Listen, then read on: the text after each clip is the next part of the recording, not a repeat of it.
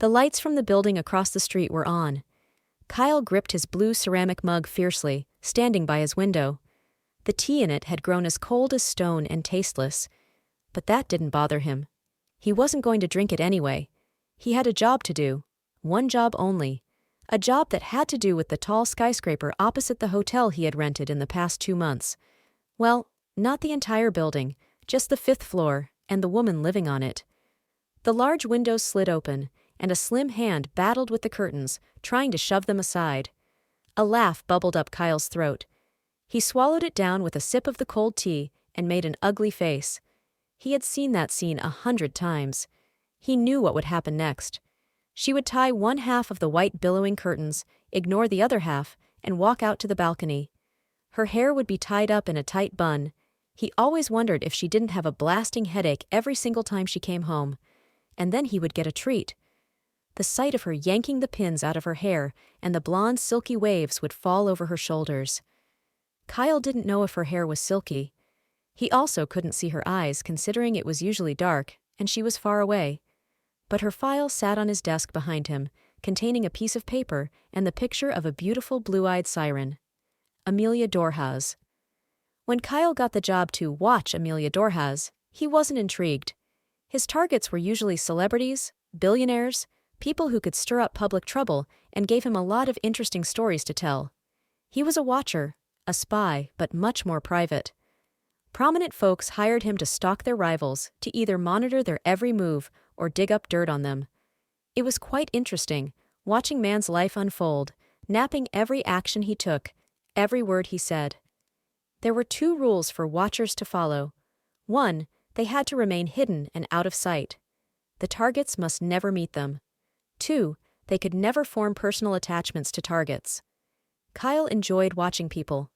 The thrill of living through someone else was addicting, if he had to admit it. He had spent 10 years on the job, and he was darn good at it. Perhaps a little too good at it. When the famous businesswoman, Regina Santiago, had reached out to him, he had prepared himself for another delightful round. Who was she after? Another business mogul? A mafia lord? A Hollywood star? No, her secretary. She had smacked the picture of her secretary on his chest, and whatever excitement he felt fizzled out. For the first week, he had done his job grudgingly. He'd rented a hotel room facing Amelia's building. He took yoga classes with her, avoiding any conversation with her at all. Her life was quite boring. She had her job at the Santiago Corporation. Kyle would wait in his car by 5 in the evening, watching her walk out of the building and slip into a cab. If it were a Monday, she would head over to a retirement home and check on her old Nana. From his digging, her grandmother worked during the Second World War as a nurse. She also knitted the ugliest mittens on the planet. The woman was approaching senile, considering she only knitted with the oddest of colors. On Tuesday, she would visit her sister, Camelia. Amelia never stayed past an hour, and whenever she walked out of Camelia's home, her blue eyes would turn glassy like little resin keychains. To Kyle, that was odd. Whenever he peeked through the windows, into the living room, they always seemed happy. Amelia would have one of Camelia's daughters in her arms, making faces, while her sister spoke animatedly about something. That was the one thing that differentiated the 2 sisters. Amelia was quiet and reserved, and sometimes you could never know what she was thinking about.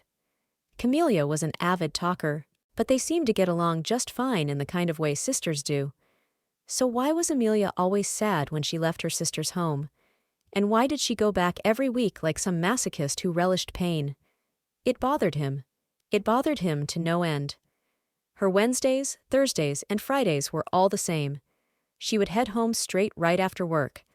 And then she would do what she did right now, stand on the balcony, with her hair let down, and stare down at the passers-by. Her dainty fingers gripped the rails a little too tightly, and her shoulders would drop in a sigh. Kyle took another sip of the tea, shook his head, and decided he had to get rid of the unappealing liquid. But only after she went back in. The next day was Saturday. That meant yoga classes till 12 and a walk in the dog park, despite her not having a dog. On Sundays, she spent half the day at the cemetery, went to the store, and stopped at a diner for a quick snack of chocolate muffins and an ice cream sundae. Amelia would find a quiet corner in the diner where she could melt into the decor and take a scoop of her ice cream sundae. Kyle had ordered an ice cream sundae once, but it didn't make him cry the way it made Amelia cry. It wasn't the loud, shoulders trembling, seeking attention kind of crying. It was quiet.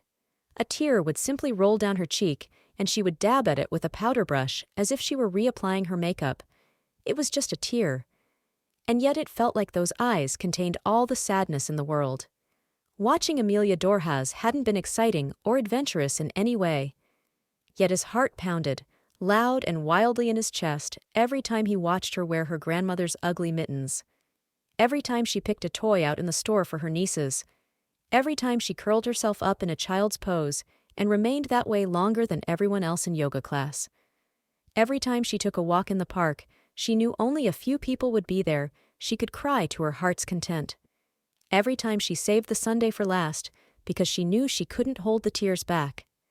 Regina Santiago had hired him to find what her odd assistant was hiding, and he had found it. There was a hole, a giant missing piece in Amelia Dorhaz's soul. But Kyle found something more. He found that he wanted to find that missing piece and make her whole again. He had broken the second rule. And as he watched Amelia turn around, ready to walk back into her home, the first rule didn't seem as important as it had at first. "Hey," he called out, holding up his mug in a greeting. She whipped her head around and blinked a few times before smiling at him. Her hand came up in a wave. "Hey,"